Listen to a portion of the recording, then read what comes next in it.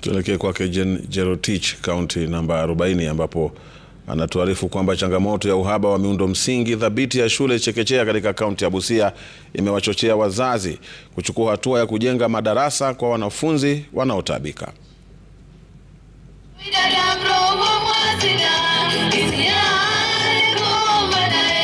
Ni mbwembwe kwa wanafunzi na wazazi katika hafla ya uzinduzi wa madarasa mawili ya chekechea yaliyogharimu shilingi milioni 2.9 katika shule ya msingi ya Mukemo, wadi ya Buhayo ya Kati, eneo bunge la Nambale, kaunti ya Busia.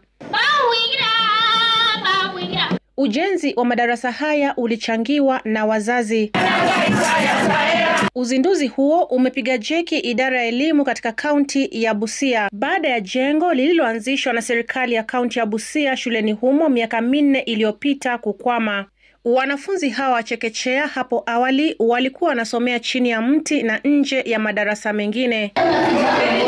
Aidha, wadau wanatarajia kulitupa tatizo la funza katika kaburi la sahau baada ya wanafunzi hawa kupata ufadhili wa madarasa ya kisasa, vyoo na meko. Ni ufadhili ambao umepokelewa kwa furaha na wazazi pamoja na viongozi wa kijamii, ambao sasa wametoa changamoto kwa serikali ya kaunti ya Busia kukamilisha ujenzi wa darasa la chekechea lililokwama ili kutoa nafasi kwa wanafunzi wengine.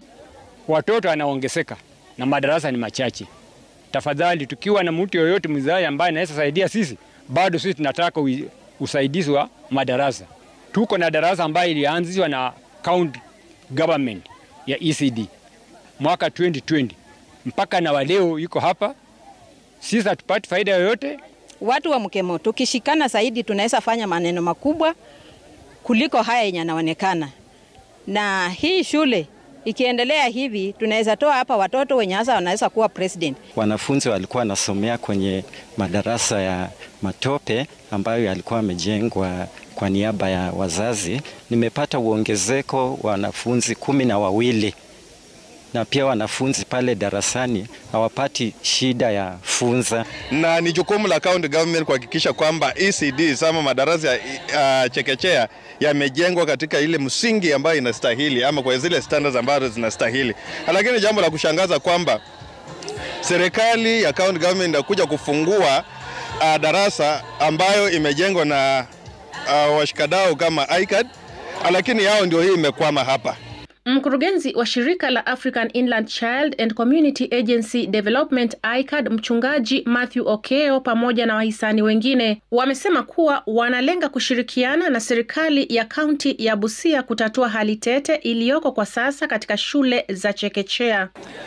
This program is geared towards helping the vulnerable children because as an organization our focus is that children live a dignified life.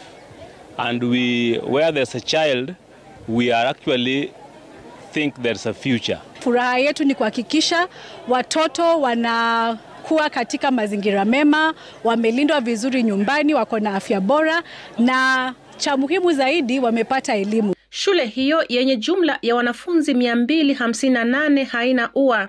Wazazi wakitaka mikakati kuwekwa ili kuona kuwa shule hiyo inapata ua na lango kwa minajili ya usalama.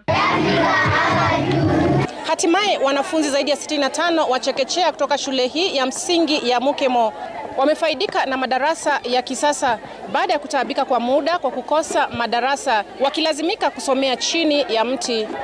Jerotich, runinga ya Citizen, Busia.